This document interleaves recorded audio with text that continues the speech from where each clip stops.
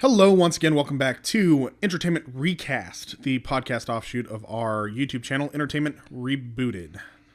I am, as always, joined by my esteemed co-host, DJ. Say hi, DJ. Hello. All right, so DJ, tonight's topic, as you are very well aware, we are once again talking in the series that doesn't seem to want to die. Oh, God. We have tried to end it definitively 4 times. It continues to come back, much like the undead in D&D. It has 1 health point. It won't die. We are talking once again about adaptations. Specifically, we're going back to our very first podcast episode, if you'll remember, 10 months ago. Video games to movie adaptations. We have seen a trend in Hollywood recently announcing a lot of new movies based off of video game properties. We kind of talked about this a little bit where we could see that things were kind of starting to move in that direction of having some more video games becoming movies as we're moving out of the comic book movie era. We're moving more into maybe the video game movie era in Hollywood. So we have a couple of points that we want to talk about that have changed, updated. Maybe we have some different ideas about from our first episode, but we also have some new topics. And to change things up a little bit, DJ, you will be leading this discussion. So take it away, DJ. So one of the things that we hung on our original one that we talked about a lot was how adaptations are often unfaithful to their source material, not just in video games, but in general, which is an interesting thing to do because we've talked about this before. Movies are a different medium, so you have to make changes. You can't keep it exactly the same. You're going to have to make some changes. There's time constraints. There's difference in things. Probably the closest you'll ever get to a true adaptation is going to be play to film because time is a very similar object. Other than that, you have to often convert things that are way longer than what you want to make into a film. Films are usually 90 minutes to about 3 hours, are a pretty standard length of a theatrical release film. If you want to do that, you have to cut some things from your source material. Video games, even like considered shorter ones, could have 17 18 hours of gameplay, which may not be something that converts to film well, but could well have like 2 hours of unrelated cutscenes that you also would have to adapt with gameplay. That makes things a little difficult, so changes have to be made. We understand that, and we talked about that a lot last time, but one of the things we've noticed in films is that the creators will insult the audience, the intended audience, the original fans. Any fandom is a built-in group of people that already enjoy a thing. Right. You mentioned this. We were having a discussion before we talked about this earlier where you had said that video games already have an audience. Comics already have an audience. Books already have an audience. People are already fans of that. And generally, unpopular things don't get made into films. They may not be incredibly popular, super well known, but they're not dead. No.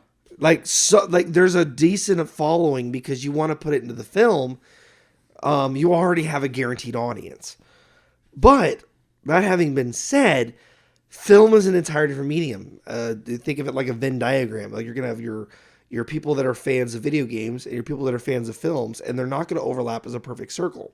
Right. So the film has to appease audiences of films before the audience of the video games. I also understand that. But some of the ways they will change things is they will take it so far from the source material that it's no longer recognizable. Right.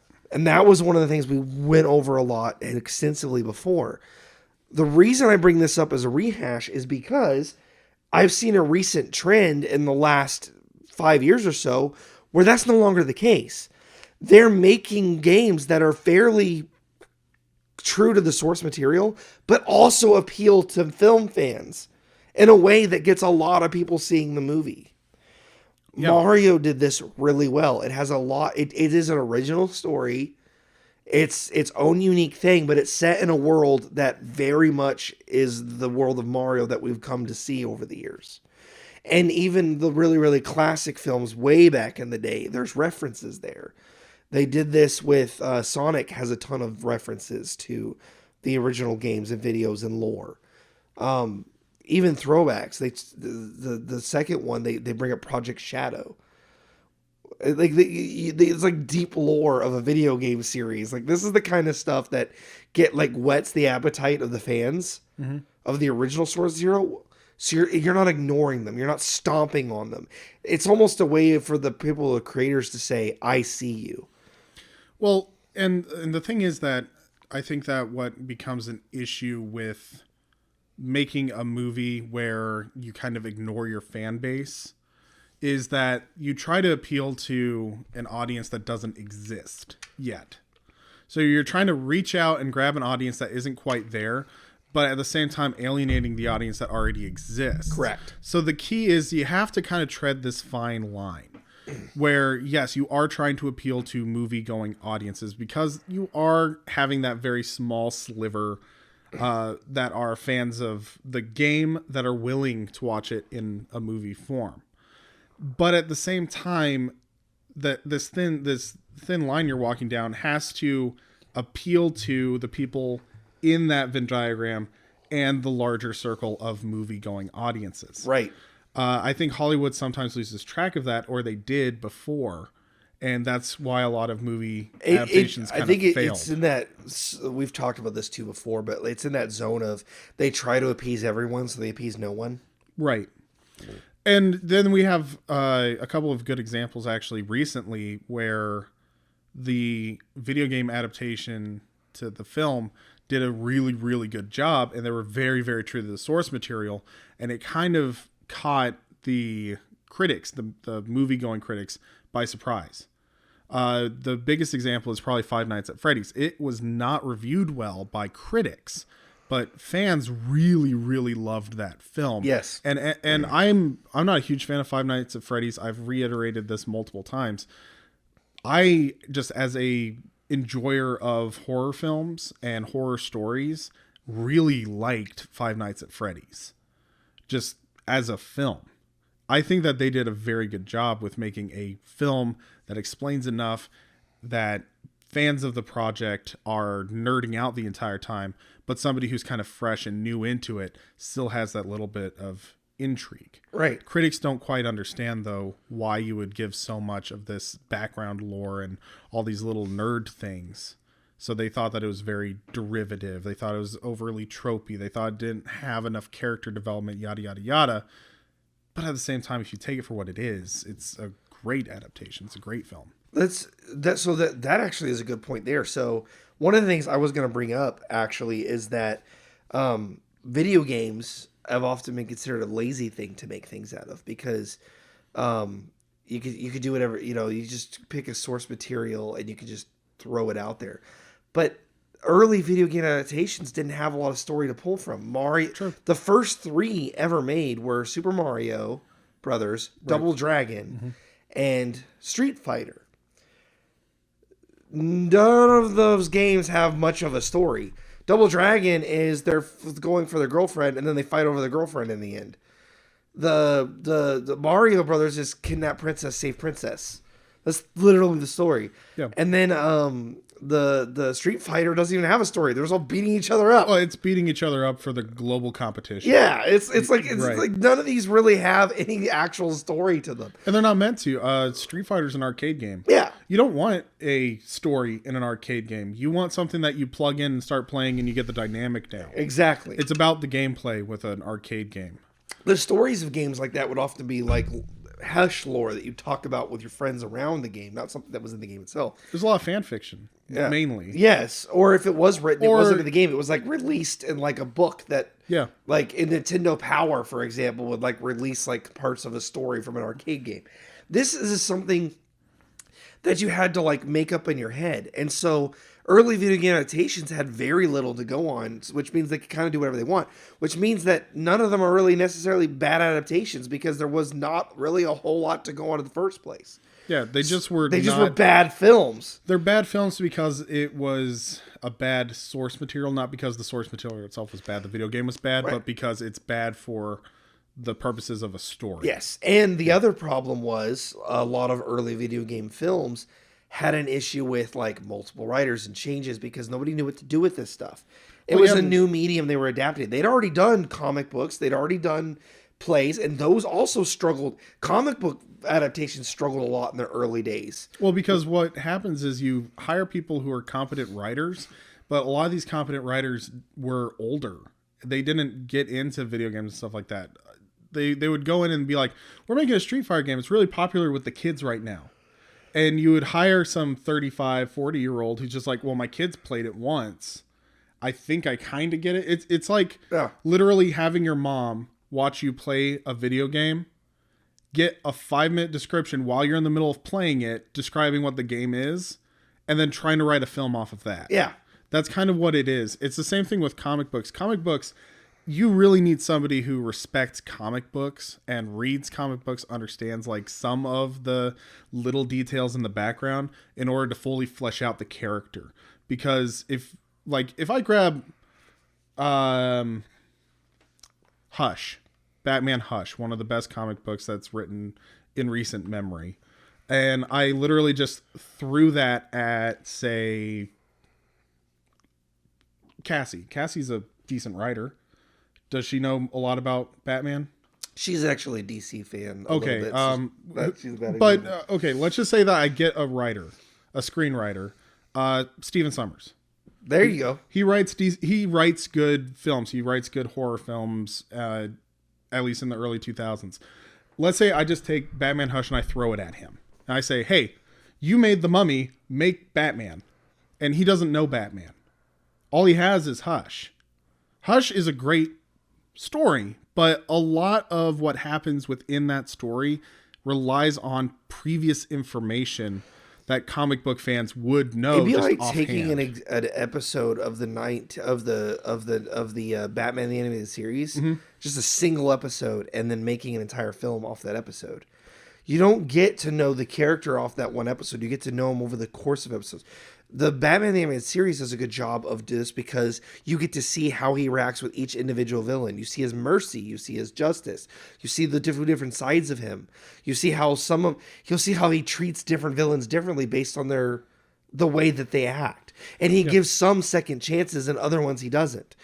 You get to see his character over time. But if you just saw a single episode out of context, you would think that's Batman's entire character. So if you see an episode where he beats the bejeebies out of a bad guy, wow, Batman's a violent dude who just beats up villains. And so then in all your movies, Batman's a violent guy who just beats up bad guys. But then if you saw an episode where Poison Ivy, where you actually feel sorry for her and almost like kind of gives her a second chance, you're like, oh, he's sympathetic.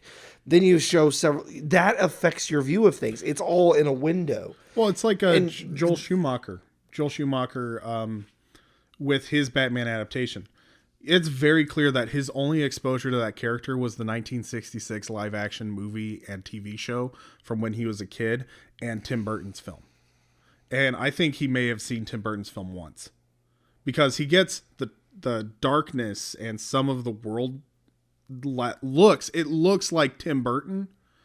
It feels like an episode of the 1966 Batman, which doesn't fit into the rest of those movies. It doesn't fit into the rest of that universe, and it doesn't fit into the comic books at the time. Burton, on the other hand, it's clear that he was reading comics at the time because Batman in mid 1980s to the late 1980s is a very, very dark time for Batman in comic books. You had a Death in the Family, you had Contagion, you had Legacy, you had Nightfall. Well, you were leading into Nightfall. Dark time. Batman 1989, he is a very dark character. There's a lot of darkness within that universe. And it's really clear that he kind of understood what was going on at the time. So okay. So I want to hit more on that actually right there, because timeliness, that is a big one. Yeah. Because one of the reasons that made me want to go back to video games was a lot of adaptations that are currently happening or are about to happen. There have been announced roughly about 30 or so adaptations. Some of them aren't confirmed yet, but there have been a lot of them. They're in talks. They have teams starting to go. A lot of them into pre-production. Exactly. Yeah. And a lot of them are Sony and Paramount, who have ties to video games. So Sony being a lot of the ones Sony's doing is their own properties they own. Yeah. They're doing like Jack and Daxter, which is which is a Naughty Dog property that Sony owns Naughty Dog Studios. Right. Until Dawn, they're talking about doing it. Until Dawn. There is a lot of these Sony titles they're doing into films. But even then, like right now, we have Borderlands dropped its first trailer. You have Fallout series dropped its first set of actual scenes from the show. Second season of Last of Us, right? Yeah, they're doing a second season of Last of Us is coming. You have which I believe will adapt to the second game. Legend of Zelda. Legend of Zelda about it. That one's coming up, but even like ones that are actually happening, like Halo is in its second or third series season. You've got Borderlands, which is coming out in August. You've got a third Sonic film, which is coming out in December. Right. So you have and a third Sonic movie. We just talked about a whole bunch of films that happened. The only series to get a sequel in video games like early on was Tomb Raider, got 1, and then Resident Evil got like 7. Well, yeah, Resident Evil became every other one was a standalone game, and Tomb Raider's sequel was like poorly rated by audiences, and it's not nearly as strong as the first one. No, and it's not, and that's the thing. Like, it's like they phoned it in home. Like, hey, we finally got it right. Now we can just... They do what Hollywood does when they get to sequels. All right, guys, we finally made a success. We can just ride it through. But they didn't put enough groundwork for that to work. It did. Yeah. Made money because people saw the first one like, hey, they got one right. It's not perfect, but it's pretty good. And so a lot of people went to see the second one and were horribly disappointed. And then that ruined the taste of people's mouths for freaking video game films for another decade. Yeah. Before they started making and I think I looked this up. Like we were talking about this earlier. Like there are a lot less adaptations than I thought of video games to movies. Like there were 20 in from 93 all the way to 2010, there were 20 films over the course of 2 decades. So it's a film a year for video game films. But one of the lowest level of adaptations that I can think of, even comic films, we're always getting something for a while, and they. Well, I mean, you had Blade and X-Men, Blade and Sam X-Men, Raimi Spider-Man. Yeah. You know, those started to do really well during that time, but video game films just couldn't. They couldn't get traction. Yeah, they couldn't get traction, couldn't get their grounding. And I think a lot of that is because they were lazy with their adaptations because they thought video games started to get more narrative based. Yeah. And so they're like, hey guys, we don't have to come up with a plot for these films anymore. We can just take the film that already exists and make it, and they still managed to botch it. Right. Mortal Kombat, for just a straight fighting game, actually has a story. Does. Yep. It has a pretty robust story that gets really insane. And the first film actually did pretty decently. The second one, Annihilation, was horrible. There's a 1% on Rotten Tomatoes. Yep. It's 4% on Rotten Tomatoes. And it's just killed it. Any success. It was 4 years before they did Tomb Raider that did okay. That's the kind of thing, they were afraid to make a video game adaptation for long periods of time. And even Final Fantasy Spirits Within, which was a Japanese animation, they botched Final Fantasy. It has nothing to do with the source material. It's just what are they doing? Doom, Blood Rain, Silent Hill. These films just were Garbage, garbage, garbage, garbage. Over. They did 2 Hitmans. Got a sequel. Far Cry. It's just insane. What actually started to get me was when I started to see the turn for me, it was Prince of Persia: Sands of Time. Okay. Disney, I think, Disney did it. It was Jake Gyllenhaal was a star, and it took a few liberties, but it was pretty faithful to the heart and soul of the source material. Got a lot of the action and ideas right. Did the time travel thing with the dagger. Did some fun little things. And follows the story pretty faithfully. I was pretty impressed with it. Mm-hmm. Not super well rated. Has 37%. Didn't make enough money, I think, to be solvent, but it made make $336 million. That movie I really enjoyed and was like, hey, this is what I want to see in my video game adaptations. True to the source material while also being a film. Mm-hmm. Like that's kind of the key though, is like I said, it's a fine line. You have to have enough in it that the fans of the video games are willing to talk about, because the thing is that, well, they're going to get their family to go. Like they'll get their family to go and they'll get their friends to go. If they're a fan of the thing, if they're a fan of the property, they know other fans of the property. So they'll be willing to go on their chats. They'll be willing to go and talk to their friends and be like, hey, you know that Five Nights at Freddy's movie? It's actually really good. It has a whole lot of like actual video game stuff in it. It's awesome. And you'll get more people to go. You have to be willing to treat the fans well. Yes. Like that's the thing about video games specifically, is you have to get the movie going video game fans to get the video game fan to go. Well, that actually goes to my next point, because something I was actually going to bring up too is what is it that Hollywood and the fans both want that they agree on? Sequels.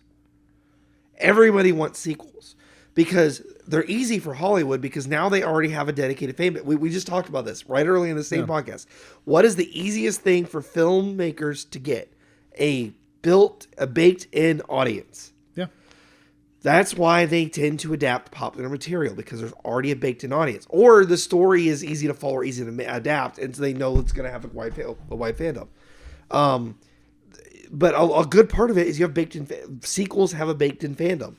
You make a sequel because people are already attached to the property. If they like the first one, they are willing to give the second one a chance. Exactly. And a lot of studios will botch a sequel because sequels are the second movie in any series is often well known for being the worst.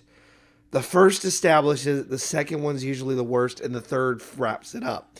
Because the second one is like, we made it because we know we can. We're going to get people to do it. Yeah. Who you get to make it and how matters greatly, because a lot of time Disney did this in the Renaissance period when they ran out of stuff. They just started making direct to video sequels for all of their properties they had made.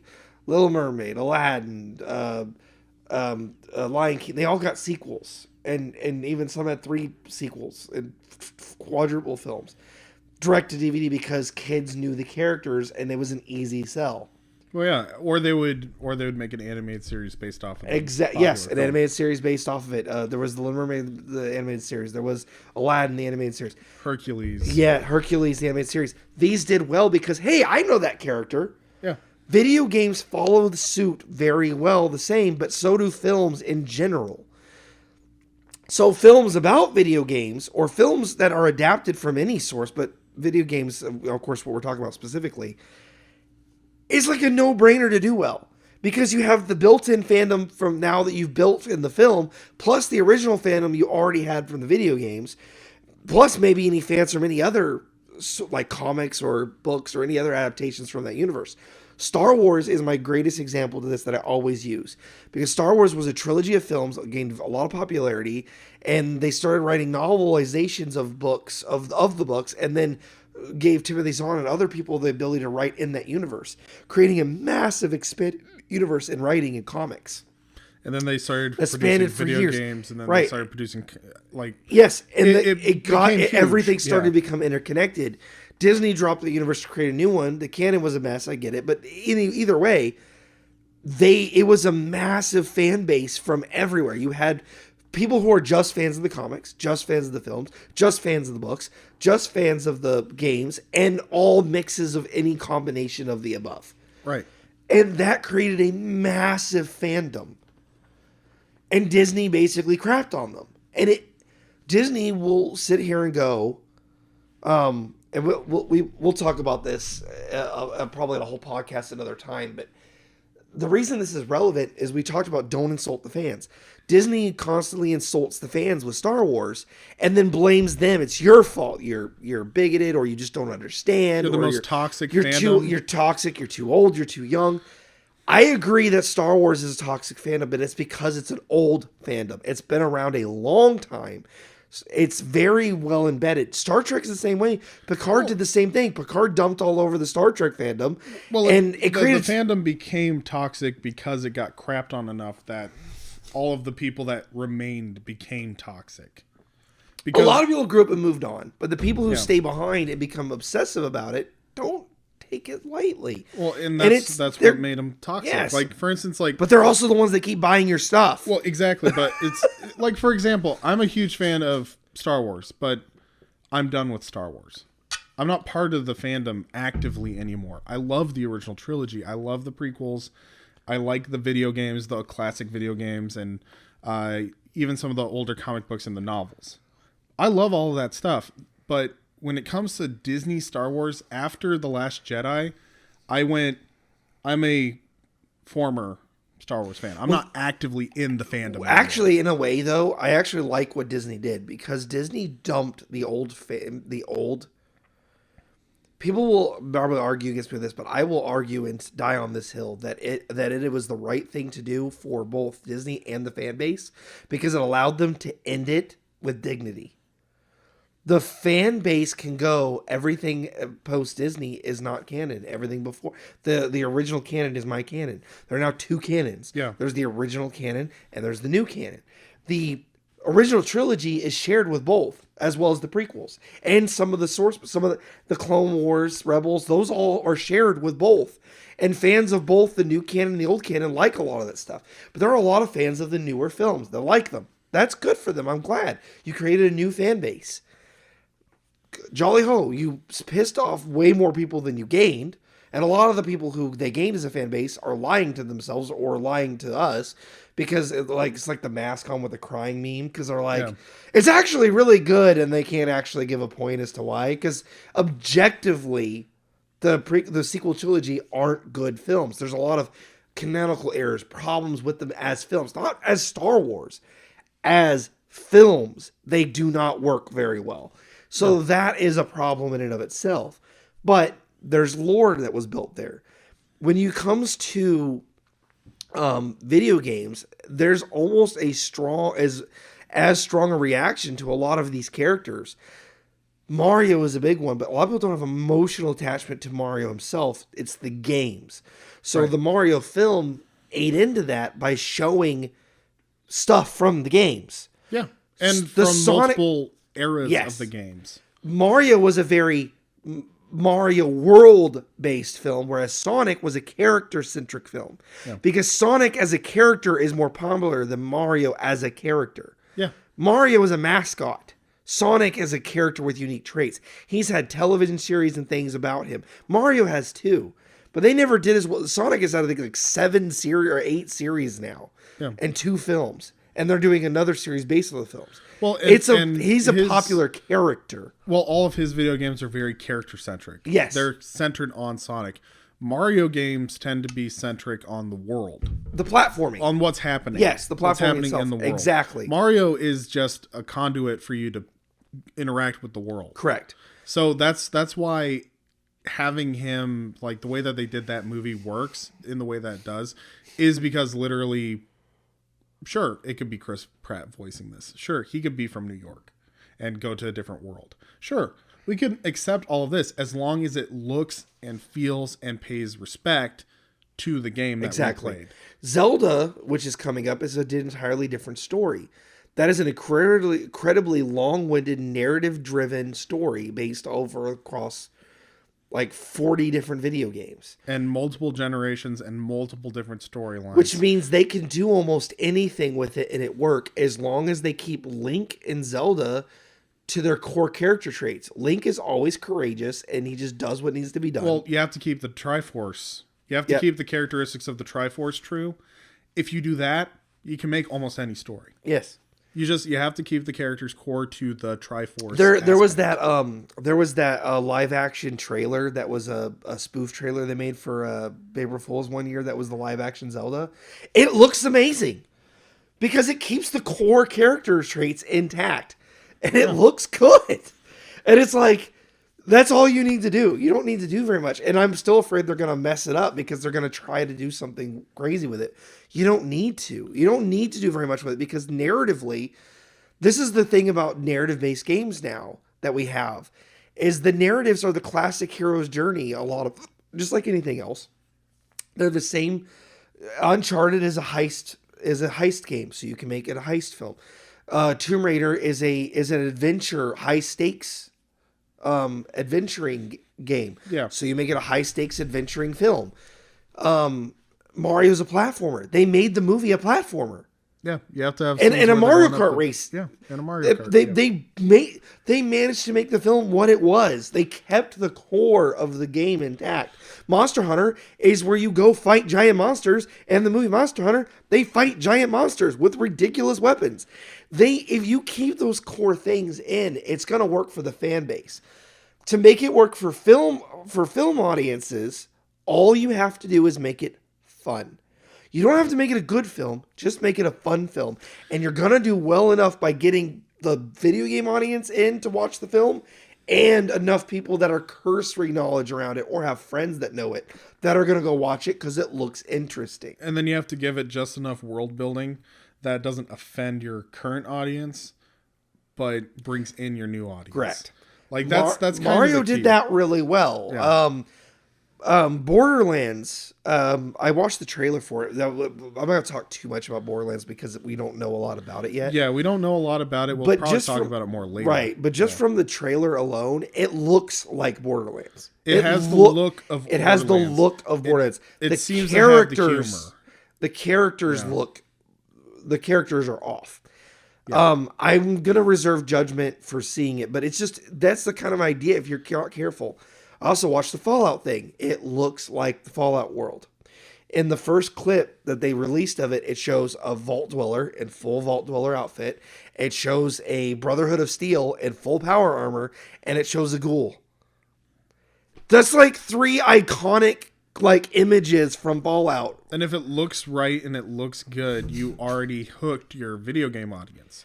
The key is, did you get the narrative and the internal characterization close enough that's believable? Yes. Like that's kind of the key.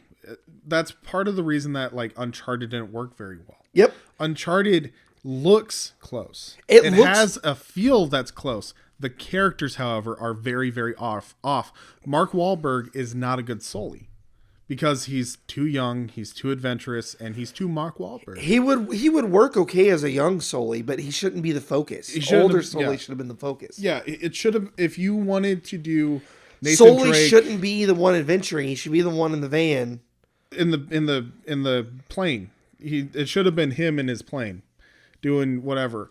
But the thing is, if you wanted a young Nathan Drake too, you have to get a kid because in the video games, he met Sully when he was like 11. What they did is they took their meeting from him as kids, made it as adults, and immediately put him into dangerous situations that in the games.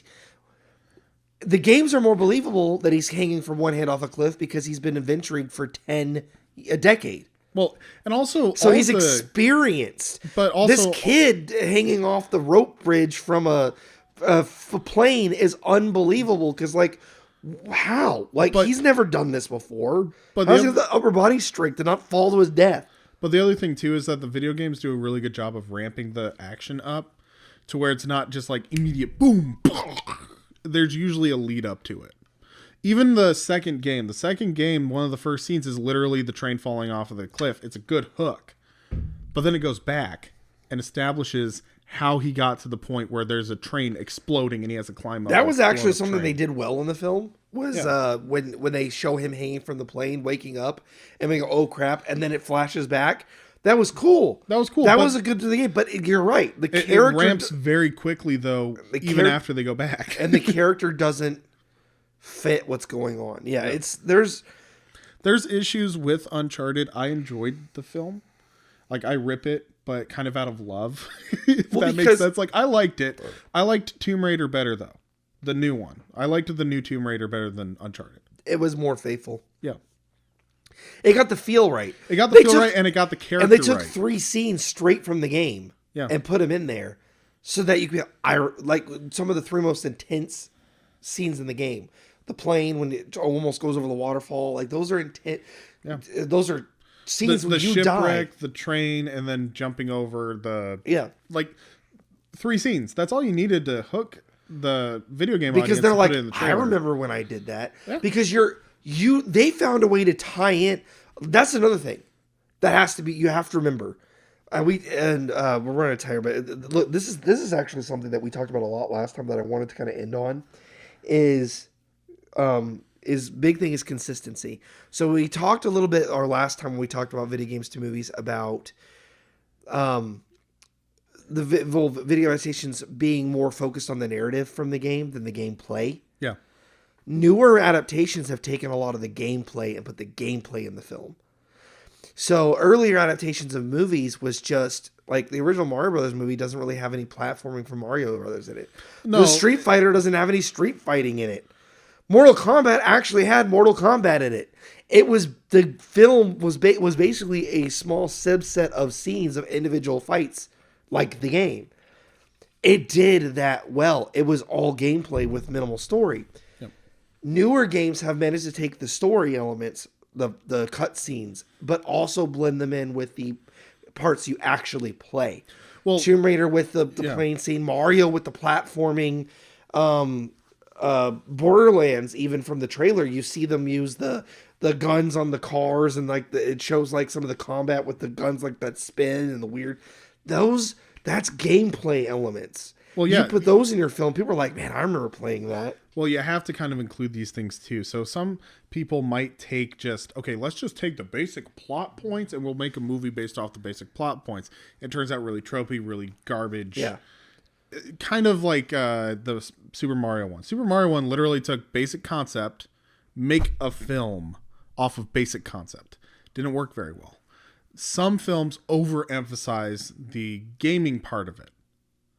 And when you overemphasize the gameplay part of it, it becomes very, very boring and it starts feeling very, very tedious. Yes. Because video games have a lot of repetitious things because you're supposed to kind of know how to play the entire game off of the tutorial.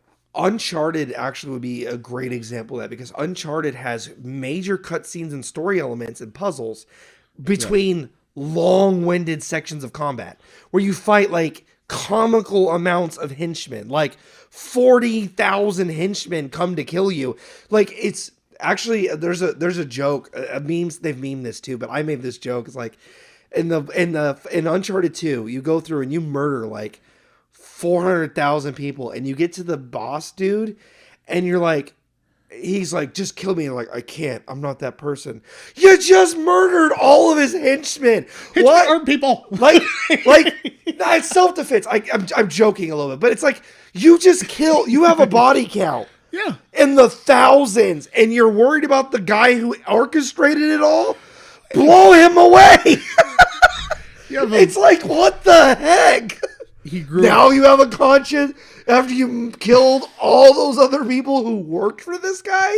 You're going to spare his life? Well, no, when he leveled up, one of the feats that he unlocked was compassion. That's the joke. There's a meme literally online where he's like coming up to the guy and it's like achievement unlocked, gained conscience. And then he's like, I can't kill you. And it's like, finally, I have a conscience. That doesn't translate well to film. No. If you took the Uncharted games as is and put it on film or a series, it would just be him fighting mobs of enemies. That'd be insane. Yeah. They take a combination of the feel. Yeah. They take the feel, the essence of the combat, and added into the story. In Tomb Raider, they have a point where she's sneaking around and like taking out the guys. Yeah. That's the stealth play from the game. It's important to the story though. It's important. It's any part of the combat that's because important. it's a good transition between the cutscenes. There's very few video games that you can honestly have the full, quote unquote film without having gameplay action. Exactly. Like, even if you go on YouTube and you look up like full movie Batman Arkham Knight, full movie, it has to include at least half of that movie has them literally just transiting. Or playing the game with background talk and like you have to have that, otherwise it is very, very jarring. There are some people that literally just take the cutscenes, and when they take just the cutscenes, you're like, wow, this game was extremely boring. Like I think I watched one that was like the Arkham Asylum. Yeah, I love Arkham Asylum. I've played it like 5 times, but I try to watch like the quote unquote full movie version because I was bored at work and kill time. And just watching it, it was just the cutscenes, and it was awful. And I was just like, man, it has the right voice actors, it has a lot of this great stuff, but you're missing context because the gameplay is part of what happened. Yeah. To dumb this down a little bit, to make it like my point stick home, is if you're playing a video game where the whole plot of the game is like Mario, where you're saving the princess. If the plot of the game is Bowser kidnaps princess and that's all you have, it doesn't make any sense. Well, part of the game is the platforming in the individual and he fights Bowser at different castles and then goes to different those are elements that are part of the game. That's a simple way. But when you get into more complex games, The Last of Us is a great example of this. The Last of Us transitions very smoothly between combat, puzzling, and gameplay. It's organic. Mm-hmm. The first game, the story and gameplay works mostly organically. The biggest complaint I had is the gameplay almost feels forced. Like, well, we have to let them play this game at some point, so they have you fight mobs of enemies that don't make sense. The second one did a lot better job of making it feel more organic. Like you're fighting these people because they make sense to be there. Yeah. So, and that's the thing too, is like, there's some video games I think that would make better movies than video games. We didn't talk about this much in the last one, but maybe like our closing thoughts is just like, what's one video game you've played that would make a better movie than the actual video game? Or a series. I do put that in there specifically. When we talk film adaptations, we do include series as well. They are different mediums, but some games do better as series because they're so in-depth. Sometimes you have to let them air out. Yes. And the thing too is Last of Us made a better series because there's more to it. Halo makes a better series. Yeah. Because the lore is just intense. Warcraft would make a better series than a film. Right. There's too much lore in these games. If you want to, and I don't mean too much lore like we have to talk about all of it. It's Lord of the Rings level lore where if you miss like one character off screen, you now have no idea what's going on 2 chapters later. Yeah. There's thousands of important details that culminate. But in general, I like that. Let's close on that then. All right. So the question I posed to you, DJ, is what video game did you play that would make a better movie than the video game that you played? Halo. Really? Halo? Yes. It would make a better movie than the video game that you played. Mm-hmm. Okay, why? The video game Halo is a masterpiece in Marvel and technology for the time. Mm-hmm. Open transitional combat. There is no levels. You play through, and it just a thing pops up to say the level you're on, but it's continual, uninterrupted gameplay. It's beautiful, and it feels like an active war. It makes sense that you have thousands of freaking enemies coming at you because they're swarming you. It's an enemy alien invasion. You're outnumbered. You're outgunned. It's beautifully done. Okay, but the story. It takes so long to get to the story because of that. The game tries to simulate Halo was, it's called Combat Evolved for a reason. Yeah. It was a game that was designed to be, it's a military simulator is what it is. Right. Set in a futuristic world. Because it plays like you're actually a soldier in a war. It plays like that. There's actually studies people have done, and there's even places have done where they've looked at like modern warfare, like Afghanistan and Iraq, and showed like war strategy and how the war was fought, and did side-by-side comparisons with the Halo games. There's a scene in the Halo games where you do a drop jet, you're dropped into a war zone, there's tons of troops around you, and there was a literally side by side with a war that was with a battle that was fought in Afghanistan, when it was thousands of Army Rangers like out on the field, like just running towards the enemy, like just flooding the field, and then it started getting gunned down till it's like only like the elite troops left, like, and they're down and like hiding and they're working their way into territory. It's exactly how Halo plays. But narratively, it's boring as all. It takes so long to get to the point. Okay. It's fun to play, but it's not. It's fun to play, but it's not. The story would be better experienced as a film or a series than. Okay. So it's not that it's a worse game. It's that if you want the story is better. It would be better. The story of Halo would be better digested in the form of a film or a series than it ever was in the games. Well, later games do better. But still, that's an interesting take, though. The first 2 Halo games are really heavy combat. They're war simulators. Yeah. And they do that incredibly well. The stakes are high. It's really engaging. But the story is slow. If you want to enjoy the Halo story, you're better off reading it off of Wikipedia. Because it's spread over the course of like 40 hours of gameplay. In really little pieces. And then you get like massive cutscenes at the end of the game. It's fair. It's actually another one, just to cheap out here. I'll give one more for the same exact reason, and that is the Hideo Kojima. Oh my gosh, Solid Snake. Oh, Metal Gear. Gear. The Metal Gear series is the same way. Metal Gear series, but for an opposite reason. It's like 40 hours of cutscenes in a game that has 2 hours of gameplay. You might as well have just made it a movie. or a series. Or a series, yeah. Yeah, it basically is a series that you get to play occasionally. Metal Gear Solid 5 has like a 2.5 hour opening cutscene. It's a full feature film before you play the game. And it's really, really good. So, I mean...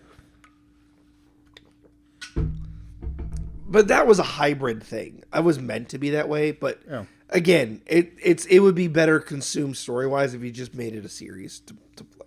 That's fair. That's mine. What about you? Okay. Since you had 2, I'll do 2. Okay. All right.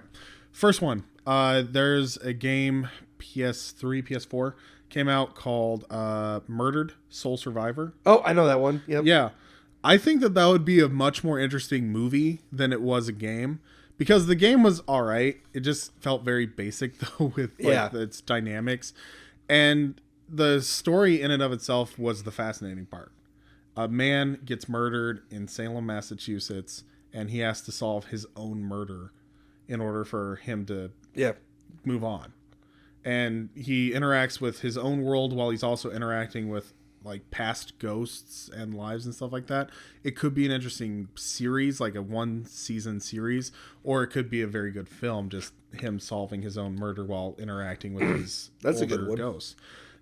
I think that would make a better movie because by the end of the game, I think I played the game. It was one of those games I played in 1 or 2 sittings because it's not that long of a game, maybe 10 hours, 12 hours. But by the end of the game, I was pretty burnt out with the gameplay elements. I was more interested in finishing the story. Yep. That's the problem I have with a lot of like those kind of click games like that is like I'm always more by the end of them I'm way more invested in the story than the puzzles, and I don't want to do it anymore because they get repetitive after a while. Yeah. That's how I felt about Myst. Myst gets really repetitive, but the story was interesting, so I kept going. Yeah. Second one, A Plague's Tale. Oh, okay, yeah. Yeah, so I have the game. I've played the game for maybe 5 minutes. I literally was more interested in watching somebody else play it than playing it myself. That's okay, so that's actually to end on. That's a good point. Why is it that streaming like video games does so well? I think that's a lot of it because there's a lot of games that are more interesting to watch someone else play because people enjoy the narratives of the games, but not the gameplay itself. You have a lot of people who aren't gamers or don't like that type of game but are interested in the story, so they watch other people play it. And you've watched people that are entertaining play it. Like some people will just play it bland and some people will commentate. But either way, you find everybody has like their favorite person they watch play. Well, it's like Outlast. I would never play Outlast. I don't care for it. But I have watched. They've had 3 games I think came out. I've seen 2 of them at least, and I watched like all of. I think it was Markiplier. I watched Markiplier play both Outlast games. Yeah, games I would never personally play, but I found absolutely amazing and entertaining. Kingdom Hearts is a common one for that one because Kingdom Hearts is a really fun, complicated story, but people watch other people play it because the gameplay feels tedious. Well, or even people who like the series, all the games have different gameplay.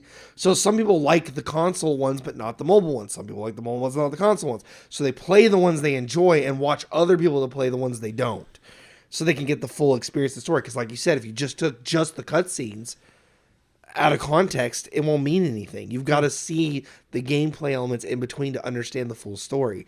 And that's a really important aspect of video games. And as we get more into this, what I'm going to call the video game renaissance, because yes, people might be skeptical. Seems to be picking up. Bad.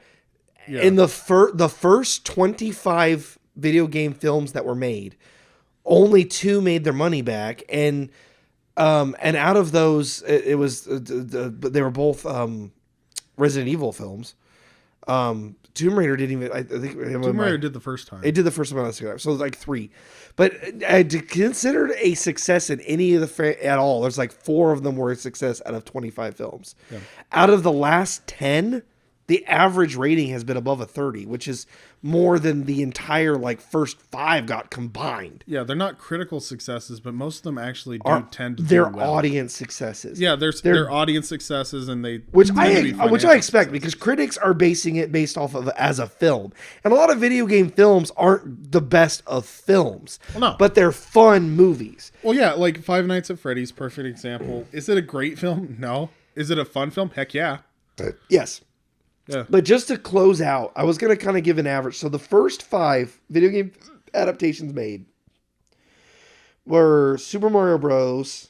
With a 29, Double Dragon with a 12, Street Fighter with an 11, Mortal Kombat with a 45, Mortal Kombat Annihilation with a 4, Wing Commander with a 10, Lara Croft Tomb Raider with a 20. These are all the critics' scores. Mm-hmm. Only out of all those, Lara Croft was the only one that did well. But out of the last 10... Five Nights at Freddy's, 32%, made $294 million. Sonic the Hedgehog 2, $405 million at 69%. Uncharted, $401 million at 41%. Resident Evil, Raccoon City, $38 million with 30%. Werewolves Within, $937,000, 86% return. Mortal Kombat, $83,000 made, 54% rating. So they're either, even if they're not financially assessed, they're rated pretty well, but they're also a lot of doing well. Sonic, yeah. 300,000. Pikachu, Detective Pikachu, 450,000. You mean million? Million. 450 million. These movies are financial successes, and critically, WQ2 has a 68 on Rotten Tomatoes.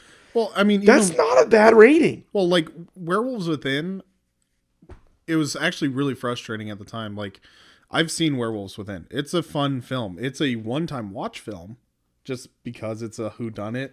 Yeah. So you watch it once and you're like, oh, okay. I see where all this happened. Very good film, though. Very well made. The frustrating part about it is the reason that it didn't make a lot of money, it didn't release in theaters. I had to hunt down a copy of streaming. Yeah, I had to hunt down a specific one streaming service had it. And I had to hunt it down. That's wild. Yeah, it was ridiculous. But this is like why we talk about this stuff, because these are like where we live. This is our fandom. This is video games and movies are like my 2 favorite mediums to consume things. Specifically visual. I'm a visual medium person. Well, I'm a visual junkie. I also really like to read, but I really enjoy video games. And I enjoy films and television series, anime, like watched stuff. Yeah. Those are the 2 most common ways I consume my media. And whereas I'm a comic book, movie. Yeah. TV well, I used to read. I've read thousands of books, but I just haven't read in a long time. I used to read a book a day when I was a teenager. I mean, I'm not kidding. I read The Hobbit in a day and then read the first Lord of the Rings the same day, like all in one day.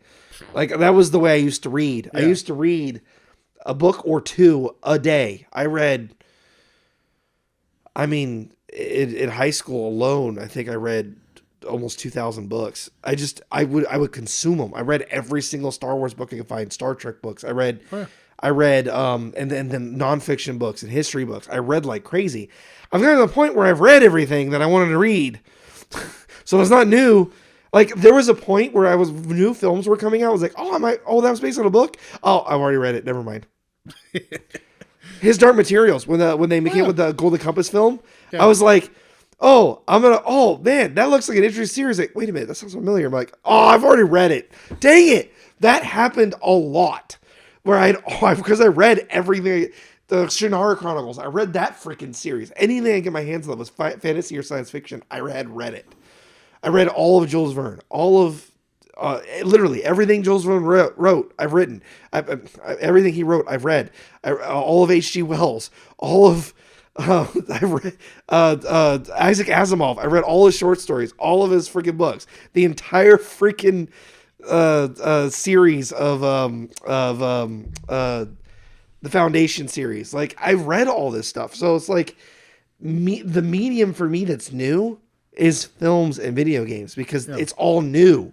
Right. It's all newer.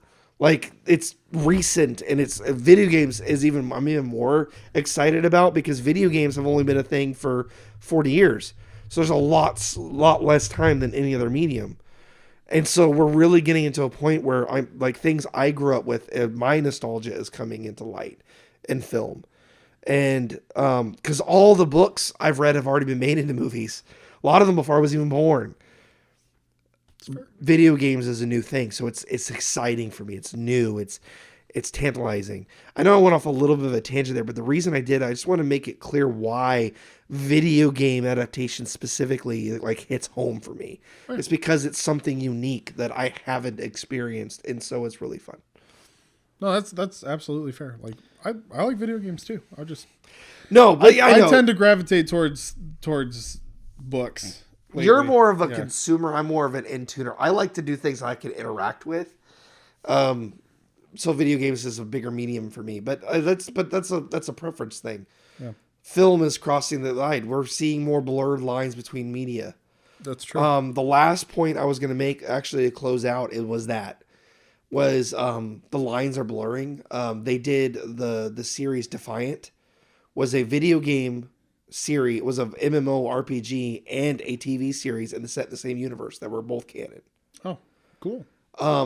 We're seeing things like that where the lines between media are blurring, and it's really cool to see like canon things, especially like in canon reboots where like they take old stuff and make it new again while keeping it in canon. It's just fun. Yeah. It gives a way for old fans and young fans alike to like intermix in things. Well, it kind of revitalizes the interest in the property. Yes. Like that's the thing is like a lot of people really like Sonic because of the character, and he could put him almost anywhere. But there's some video game characters that you kind of have to keep in their own world. If you made like a Crash Bandicoot film, you have to. Crash Bandicoot can't come to our world. He has to stay in his own world. He has to stay in his own world. That's the only way that he works. Yeah. Like that's the thing is that it will be interesting as they become. But also, interdimensional travel is not uncommon for Sonic. That's been done in games and television series before. Oh yeah, no, he was in Sonic X is literally the live action films is basically Sonic X plot where all the Sonic characters come to our world. Yeah, like that's been done, but it's not new. Like no, so it's just really fun done. So yeah, I'm really looking forward to the video game renaissance. Just based off of the trends that are happening, they're getting better. They're incorporating the gameplay more. They're making these exciting and entertaining and fun. And I'm really excited to see what Fallout and Borderlands does, more from Sonic, Mario, Zelda. And the games like Ratchet and Clank was done into a film. Like that was a fun one. Like do more stuff like that. But they're doing Jak and Daxter apparently. So it's like we're going to see some like fun fandoms done into film. And I'm really looking forward to it. Yeah, one that I'm actually excited to see is actually Until Dawn coming into a film. I think in the first podcast, I straight up said that was one of those one of the video games that just couldn't transfer over to a movie. But I am actually kind of excited and intrigued to see how they do it because they got a really good director and a really good producer and writer behind it. So I'm curious how they do it. That's another thing. That's going to be my final comment. If you're going to take something that already has a fandom, put it in the hands of somebody that's going to treat it with respect. Yeah. Don't give properties to people who don't respect the source material. Or who actively hate it. Yes. That's one thing that Rian Johnson with Star Wars. He actively hated the source material and you gave him the reins. This is like you basically give the reins to your enemy for what, like, it's like, why would you do that? Like, why would you give somebody who hates your property the reins to it? Give people the property who respect it. That's one thing I'm worried about with Borderlands. I don't know who is behind it. I don't know who the writing team is behind it, but I know that Borderlands has a very, very inappropriate style of humor, and it would not go over well with a lot of people that are in Hollywood because it's supposed to be edgy, not correct humor. Not only if they hate that aspect of it, that film is not going to do well because Borderlands, like 75% of the enjoyment of that series comes from the fact that it is highly inappropriate within itself. Right, and it makes fun of it's South Parky. It makes fun of everything. Yeah. It makes fun of everything. It makes fun of it. There's nothing is off limits. Right. It'll make fun of. It makes fun of. It'll make fun of conservatives and liberals. It'll make fun of tyrants and freedom fighters. It'll make fun of libertarians and authoritarians. It'll make fun of Christians and atheists. It'll make fun of. It makes fun of no one is off the table. It makes fun of everyone, and it makes fun of itself a little bit. Yeah. And that is, that's the kind of source material that, if you're not willing to be irreverent, like, it's not going to work. But it's never it never crosses the line. Like, it knows where bad is bad and good is good, but it makes fun of the people that live in the gray area a little too much and make black and white lines that don't exist. A great line from those games is you're helping an environmentalist, save the animals until she finds out the animal's ugly and then she wants you to kill it.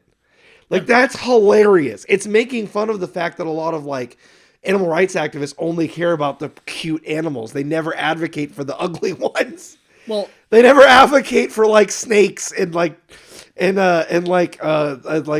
and bugs. They advocate for cows and chickens, animals that we find aesthetically pleasing. Well, that's a funny joke that if you're too uptight, pearl clutchy, you're not gonna want to touch it.